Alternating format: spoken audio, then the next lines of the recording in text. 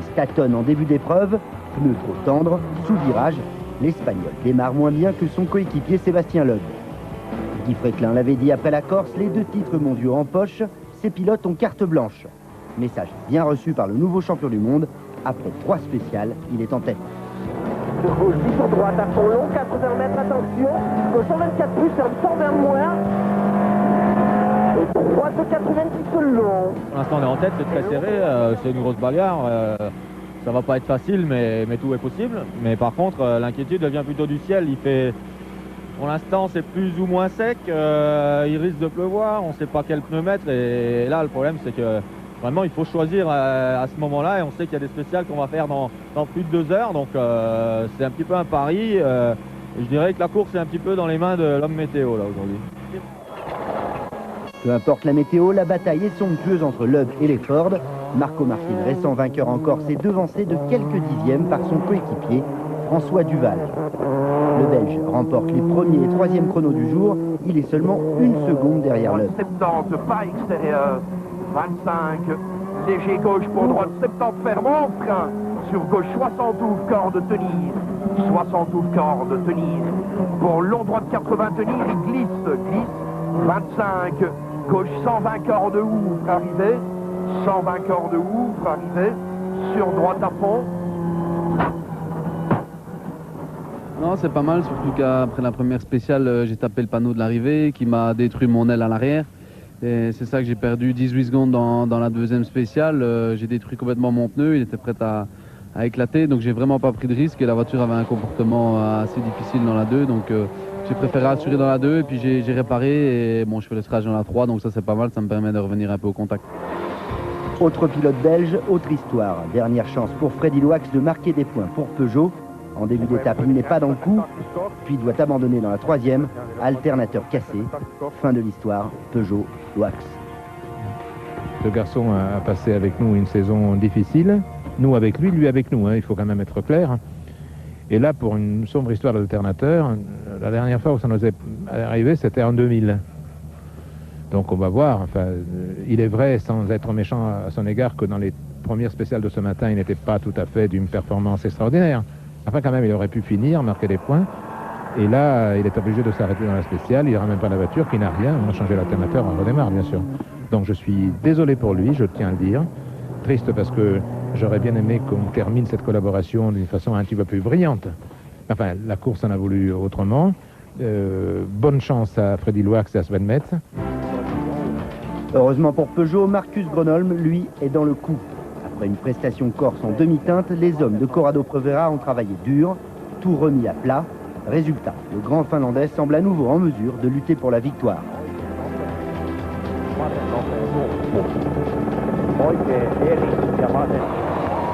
En revanche, toujours beaucoup de soucis pour Solberg. Transparent en France, le Norvégien semble parti pour le même genre de rallye ici. À la fin de la première étape, il est 5e à déjà plus d'1 minute du leader.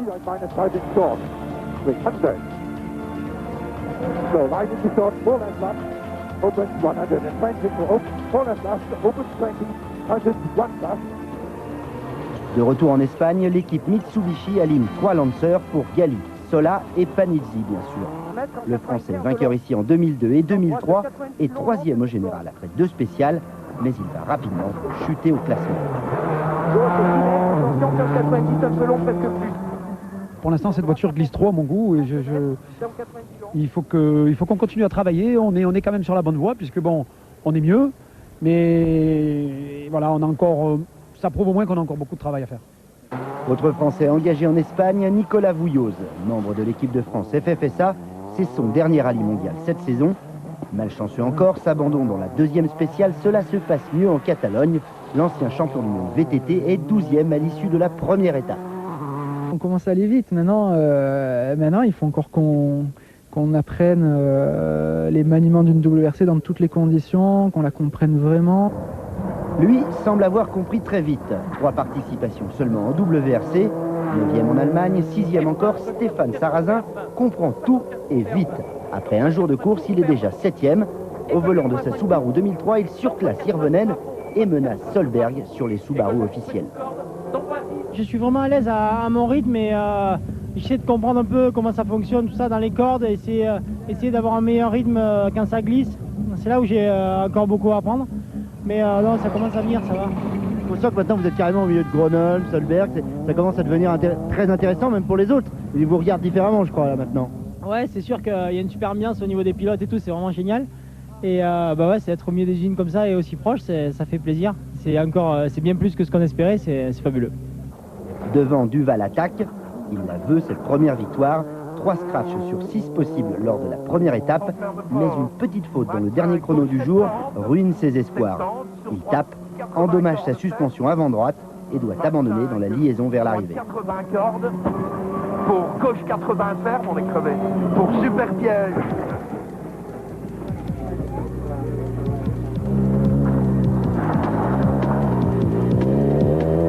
François, nous sommes sur la liaison après la 6e spéciale. Et après cette première journée fantastique pour vous, vous voilà avec une roue, une suspension abîmée. Qu'est-ce qu'il s'est passé? C'est vrai que tout s'est bien passé jusqu'à 5 km avant la fin de cette spéciale. J'ai fait une erreur. J'ai tapé dans un droite, la suspension est arrachée, la pression d'huile est montée et cela a pris feu. C'est impossible de continuer. Encore de la malchance. C'est comme ça.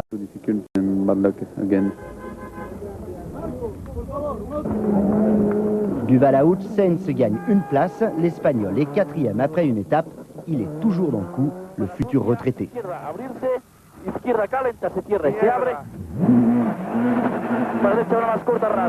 première chose que je lui ai dit mercredi soir en arrivant, je lui ai dit Carlos, je suis sûr que tu regrettes déjà. Il me dit oui en riant. Mais au-delà de ça, je crois que Carlos a envie de bien faire sur ce rallye, bien entendu. Il n'a malheureusement pas fait tout à fait le bon choix dans ses réglages dès ce matin. Cet après-midi, on a fait un choix de pneumatique un peu plus tendre que la moyenne des autres concurrents. Carlos a fait le même choix, mais il est allé même encore un peu plus loin parce qu'on nous annonçait tellement de pluie qu'il est allé un peu plus loin. Lui, il est allé vers des réglages pluie et il a payé 2 fois, gomme un peu trop tendre et des réglages pluie. Donc c'est vrai qu'il n'a pas été trop chanceux sur ce coup-là. Les pneus, un casse-tête lors de cette première étape. Route à moitié sèche, averse passagère. Gronholm passe au travers et est de retour aux avant-postes, 3e vendredi soir. Mais il est très content. Et d'ailleurs, il ne peut pas ne pas l'être avec le temps qu'il fait. Il est en bagarre avec les autres dans les mêmes performances, à quelques détails près. Et ça, c'est très encourageant. En plus, il ne faut jamais oublier que Marcus n'aime pas du tout la Catalogne. C'est vraiment pas son rallye. Il a dit dès le départ, ça lui plaît pas. Et pourtant, il est 3e. Laissez-moi vous dire que ça fait plaisir. Marco Martin de plus en plus à l'aise sur l'asphalte. Le Tour de Corse, c'était sa première victoire sur cette surface. Il confirme en Espagne, 2e au général, 2 secondes derrière Sébastien Loeb à la fin de la première étape.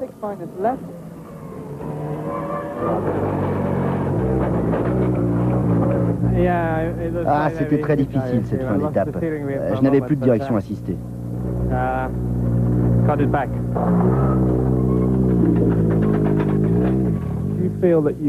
Pensez-vous être capable d'aller aussi vite que Sébastien Loeb?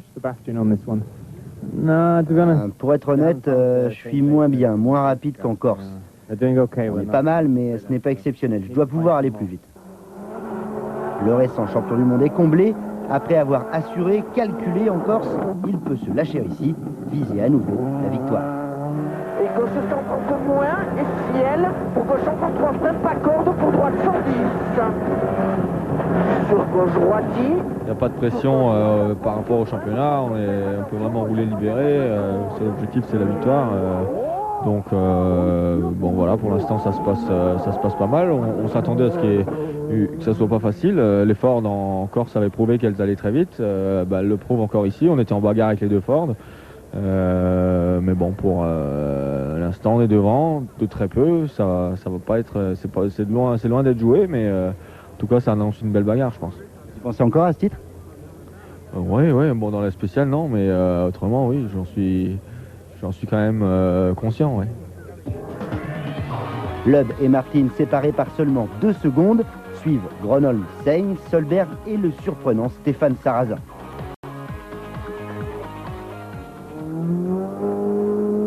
Samedi matin, départ de la deuxième étape. Contrairement à la veille, les routes sont sèches. Loeb remporte le premier scratch. Pourtant, dans la spéciale, il tape un caillou. Tous les voyants sont au rouge. Comme au Mexique, le protège Carter de la Xara a cassé. On s'est garé, on a démonté le protège Carter, on a vu que ça coulait fort en dessous. On avait une petite patte pour essayer de rafistoler, c'est ce qu'on a fait. Et on avait de l'huile dans la voiture qu'on a pu rajouter dans le moteur de nouveau. Et par contre, la patte n'a pas tenu, donc on est arrivé au départ de la suivante. C'était l'huile coulait et ça servait à rien de casser le moteur. Trop déçu quand même, bon. L'essentiel c'est d'être champion du monde. C'est ce qu'on se disait, on est venu ici avec pour objectif de gagner, d'essayer de se battre pour la victoire. On était en tête, c'était serré, c'était une belle bagarre. Je suis déçu parce que c'est vrai qu'on s'amusait vraiment et on prenait du plaisir dans la voiture à attaquer comme ça, j'étais bien et bon voilà, hein, c'est comme ça, tant pis, ça ira mieux la prochaine fois. Du coup, c'est Marco Martin qui prend la tête du rallye. L'Estonien attaque, il veut offrir un nouveau succès à Ford, à l'heure où on ne connaît toujours pas les intentions du géant américain quant à son avenir en rallye.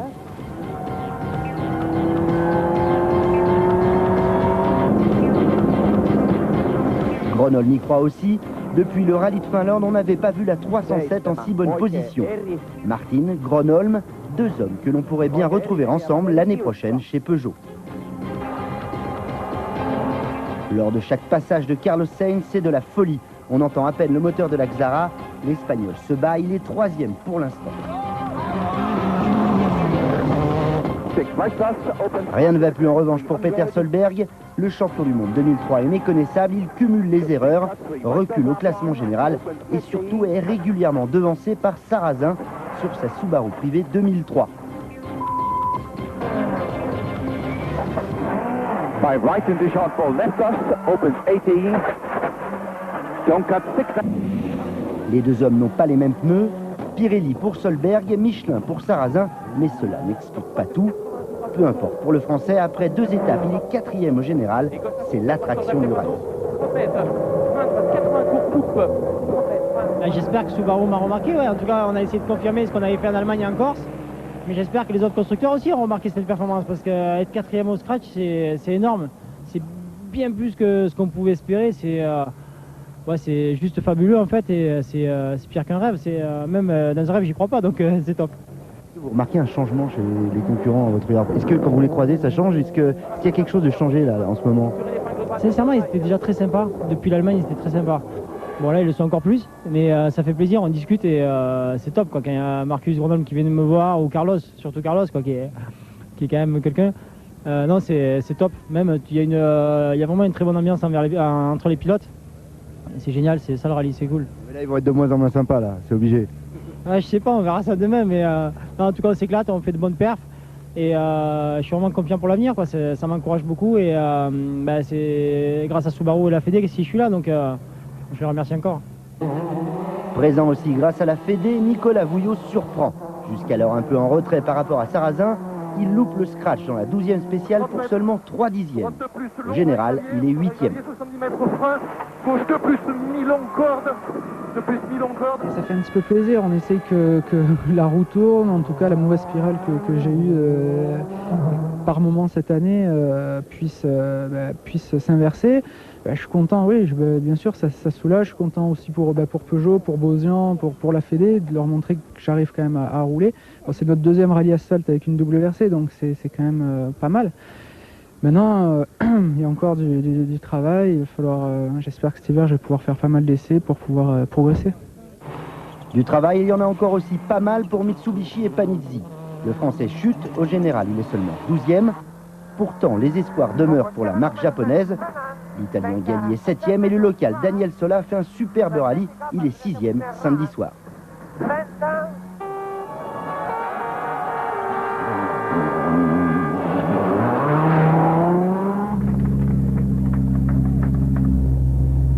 Ah, c'est vraiment incroyable. Vous savez, c'est ma première fois ici avec une voiture si puissante. En 99, j'étais là, mais avec une 106 Groupe N. C'était différent. Bon, aujourd'hui, tout va bien, c'est super. Petite alerte dans la 9e spéciale pour Carlos Sainz. Bien que 3e, il décèle un problème de frein. Heureusement pour lui, le 10e secteur chronométré est annulé. Trop de spectateurs. L'Espagnol va pouvoir réparer. Para la izquierda rápida, ojo corta, para la derecha rápida, ojo corta.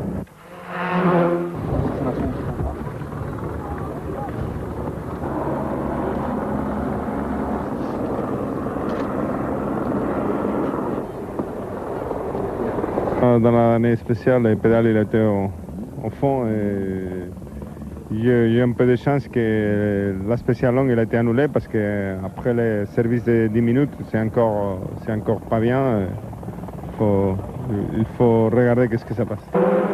Chez Citroën, on change le système de freinage et Sainz finit la deuxième étape, troisième à 51 secondes de Marco Martin.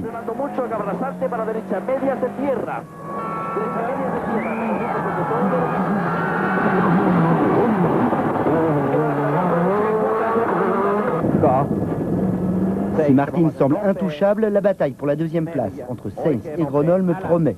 Le Finlandais deuxième n'a que 11 secondes d'avance sur l'Espagnol.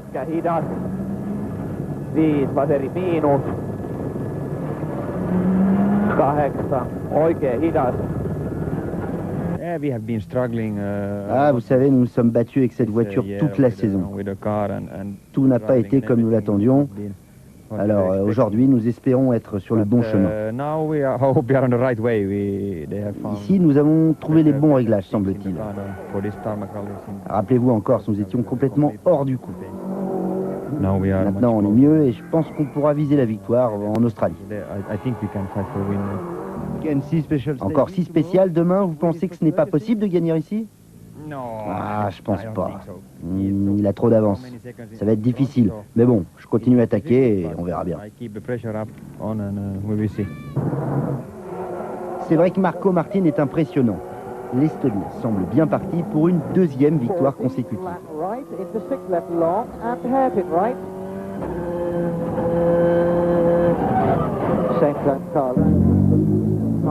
Marco, 39 secondes d'avance, cela se présente plutôt pas mal pour vous. Ah ouais, c'est pas mal. Nous avons réussi à maintenir l'écart aujourd'hui. Je croise les doigts pour que cela continue demain.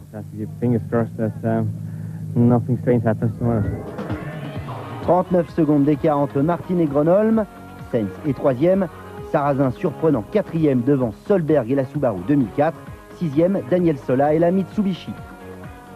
En junior, pour être champion, Nicolas Bernardi doit impérativement gagner pendant que ses adversaires terminent au-delà de la 6e place. Je fais ma course et puis si je dois être champion, je serai champion. Si c'est un autre, ce sera un autre. Malheureusement, même si moi je pense faire le maximum pour ce but qui est vraiment important pour moi cette année. Mais bon, cela dit, il n'y a qu'un champion par saison. Donc je ne baisse pas du tout les bras, bien au contraire. Je reste très très positif. Et puis on verra ce qu'il adviendra à la fin de la course. Autre pilote engagé dans ce championnat, Guerlain Chichery. L'ancien champion de ski extrême étrenne la toute nouvelle Citroën C2. Pas mal de problèmes techniques et une grosse sortie vendredi écourte l'expérience.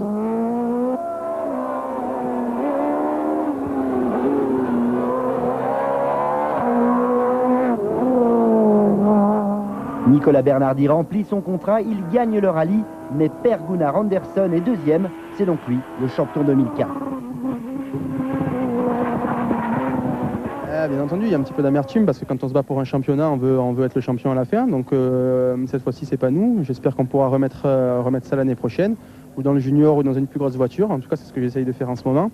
Ce qui est important aujourd'hui, c'est qu'on a gagné un rallye qui était très difficile. C'est pas vraiment un rallye asphalte comme on peut le croire, parce qu'il y a eu beaucoup de pluie, beaucoup de boue sur la route, et je pense qu'on a été vraiment les seuls à sortir de tous ces pièges sans faire d'erreur.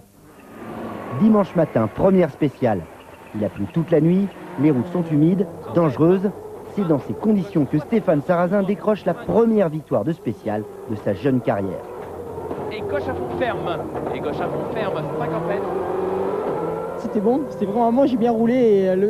Et où j'ai eu le plus de sensations, c'est quand je suis arrivé au tableau en fait, des chronos et que j'avais mis 10 secondes à Solberg et que c'était mouillé. Là, j'étais le plus heureux. Et puis après, on nous a appris qu'on avait fait le scratch, donc que du bonheur et j'espère continuer comme ça. Par 2 fois, Nicolas Vouilloz a failli réaliser le scratch. Malheureusement, le Français a perdu 2 places dimanche matin. Il termine 10e. On a fait 2 deuxième temps, 3 dixièmes et 5 dixièmes, donc c'est vraiment bien. ça fait aussi râler parce qu'on n'est pas passé loin, mais bon, non, de ce côté-là, c'est vrai qu'on est vraiment satisfait, ça a été. Bon, à côté de ça, c'est vrai que hier soir, on s'est couché avec la 8e place, et puis donc c'est vrai qu'on espère toujours rentrer dans les points. Et ce matin, voilà, un réveil un peu difficile, crac, on perd un peu trop de temps, enfin surtout sur une spéciale où on n'était pas très bien la première, et du premier tour et du deuxième tour, on n'y arrivait pas. Tony Gardemeister, au volant de sa Skoda, passe Vouilloz et termine 9e au général, à la porte des points.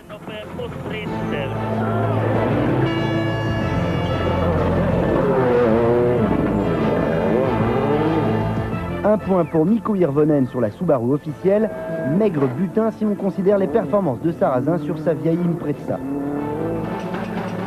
Sourire chez Mitsubishi, la trêve a été bénéfique, l'Italien Galli termine le rallye à la 7e place.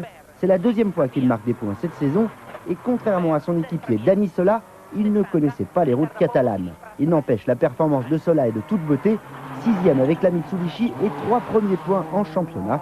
Galli et Sola sourient, leur chef de file Panizzi lui fait la moue, seulement 12e.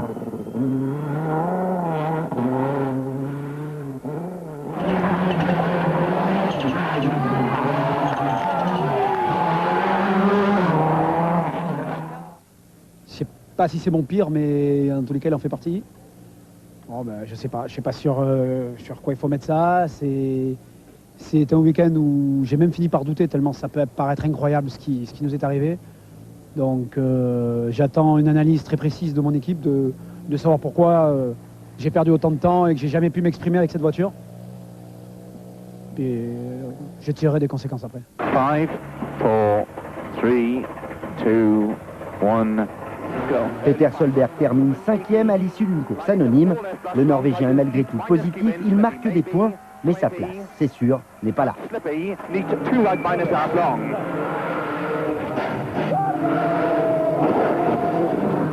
Sarrazin, en revanche, a fait un rallye exceptionnel. Durant les 3 jours, on n'a parlé que de lui. Certains patrons d'équipe n'hésitent pas à déjà le comparer à Sébastien Loeb. Quelle trajectoire! Il y a un an, il courait encore en monoplace. Aujourd'hui, il termine 4e de son 3e rallye mondial. Se lancer un rallye comme ça, c'est un gros défi pour moi, de changer complètement d'orientation alors que j'étais bien à circuit. Mais je rêvais tellement de faire du rallye et là, tout nous sourit, quoi. Ça fait que marcher, je m'éclate. Je roule à mon rythme et ça paie, on est hyper performant. Donc ouais, on est en tête champion de France. J'espère le remporter. Mais ouais, c'est que du bonheur à tous les niveaux, 100%. Sarrazin termine derrière l'idole locale. Un podium pour son dernier rallye d'Espagne. Carlos Sainz ravit les milliers de spectateurs venus l'encourager.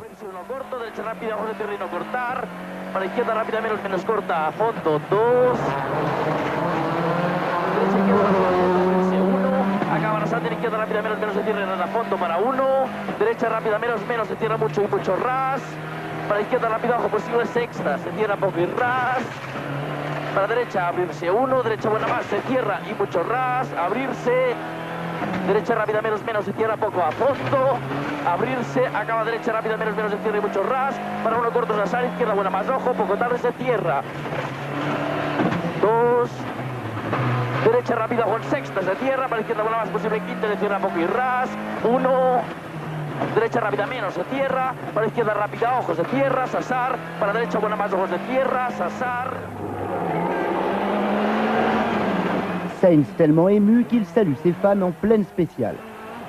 Derecha rápida menos poco tarde se cierra a fondo, para izquierda rápida menos para 1, derecha rápida menos abrirse, patina, derecha buena más, se cierra y no cortar, bien. Vale, como un campeón.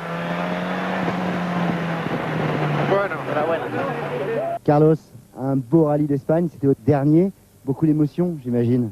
Oui, bien sûr, surtout à la fin, dernier spécial. Bon, c'est comme ça, c'est la vie.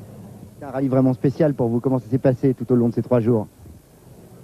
Je suis très content parce que j'ai vu beaucoup de monde que ça fait rien qu'est-ce que j'ai fait, le résultat, même si j'ai fini 10e, tout le monde est content.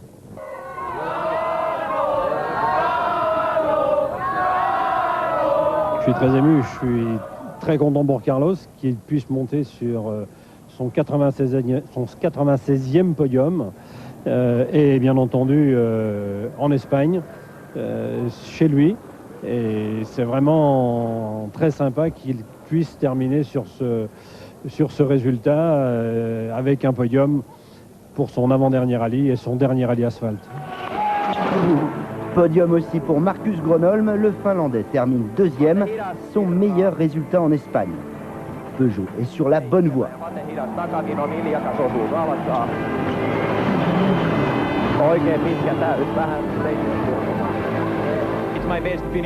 Jamais je n'avais fini aussi bien ici. Vous savez, je suis pas vraiment un spécialiste de l'asphalte, mais c'était un rallye sans le moindre problème. Nous étions complètement perdus en Corse et ici nous avons retrouvé les bonnes sensations. Deuxième victoire consécutive pour Marco Martin, c'est sa troisième de la saison. L'Estonien prouve que les Ford sont les plus performantes sur l'asphalte. Cette nouvelle victoire permet définitivement à Ford de s'emparer de la deuxième place au championnat du monde constructeur 2004. Martin, lui, revient à 3 points de Solberg pour la place de vice-champion du monde.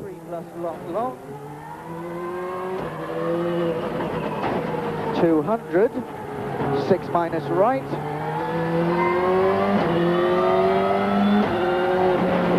Well done.